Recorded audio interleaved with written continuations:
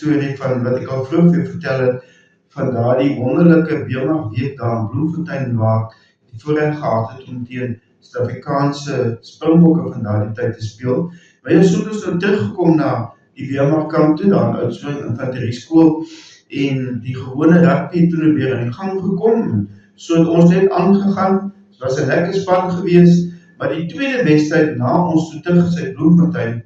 toe gaan speel ons daar op Beaufort West, teen Beaufort West, en natuurlijk,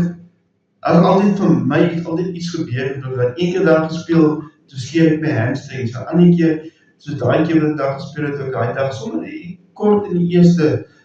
na die begin, toe maak ek my enkel seer, dit is 'n vreeslike harde veld, en min gras opgehad, en toe maak ek my enkel seer, en nou ja, daar sit toe nou fout, en ek is toe nou, dit is ook nog net 'n maand of 5 weke oor van die seisoen, en ek besluit toe nou, ek kan nie nou speel nie, en dit gaan my 3-4 weke vat om te herstel, so van my is die rugby seisoen nog verby, en so het ek nou maar met groot teleurstelling, nou maar die wedstryde, daar speel my maats, ek kan nie saam speel nie, ek sluit paviljoen, ek stap op nog krippel, en dit was nog als vir my teleurstelling geweest, maar dit was nie die grootste teleurstelling nie. So, 3 weke later, toe voel ek nou 'n bietjie beter, en ek begin nou normaal stap, en my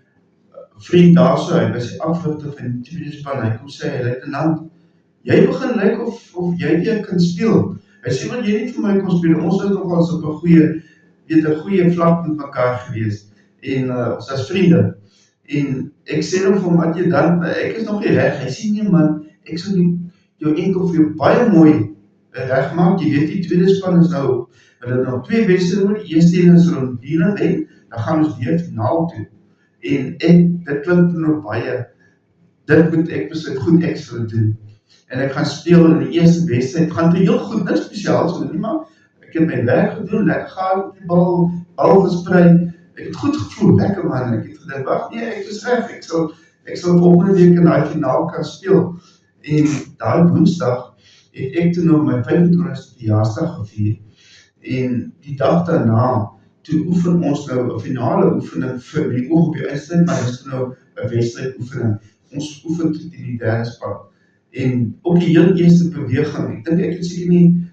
natuurlijk het hy toen my enkel toen opgebind weer, soos hy altyd gemaakt het. Die Weermag het vir ons die prijs gegeen, soos niks gekos het. So, hy bind toe my enkel mooi op. En ek dink nou, wat toe gebeur is, ek nou gaan om my opponent te tackle, nou ja, as die eend is nie meegeen, so in die geval die enkel wou nie meegeen, so wat sê alles mee, toe knap my knie, en ek skeer my ligamente los, heel laaste oefening van die seisoen. Toe is my hele drome vir die volgende jaar aan skerpe basis van, ek sal die volgende jaar met onderwys begin, en daar is hoë verwagtinge wat ek nou na dorp toe kom, as 'n rugby speler, ek gaan nou vir die eerste span speel, en, of dis maar soos hulle inderdaad het gesê, nou ja, so het ek toe nou in die militaire hospitaal, die so in Wynberg, het hulle toe geopereer, en wat die wonderlike ding was, die operasie wat op my gedoen het altyd bekend was as 'n Clancy repair, en die 2 mense wat die operasie op my gedoen het, was niemand anders as Ivan Serfontein, die onthou ons die Springbok skrimskakel, en dan Dr. Joe de Beer.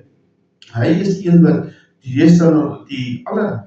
Springbokke goed sy skouers doen, ons haar probleem uit daai tyd, was die operasie so, nie experimenteel nie, maar ek was een van die eerstes wat daai type operasie gekry het. Ek het nog nie veel die aard van die operasie vertel nie, want dit is nogal, we sê die kinders is grous, as jy nou vir hulle vertel, jy weet wat ook doen met die operasie, maar so het ek toe nou, die operasie was toe 'n sukses gewees, en ek is begin toe die nuwe, by die nuwe skool op krikke, ek kan af nie loop nie, ek was van vooraf die loop, geweldig die leestaan in die rugby seisoen het begin,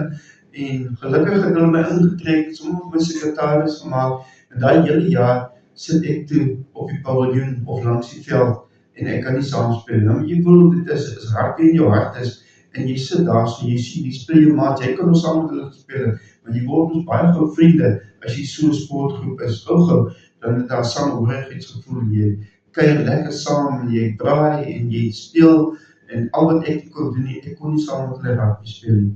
maar die heel laatste oefening van die jaar, toe verras ek hulle, en ek klim op die veld, toe sê ek vir hulle, Nou, dis die oefening nou hierdie is die laaste een van die jaar, maar die eerste oefening van volgende jaar is permanent by. En ek het mooi herstel, ek het in die 91, die hele 1990 uitgesit, en die 91 volstoom, daarom begin eerste span speel, en daai jaar klaar gemaak, ons het die beker gewen, en dit is 'n wonderlike jaar vir ons gewees daar op Klein Willem, en toe in 1992 het ek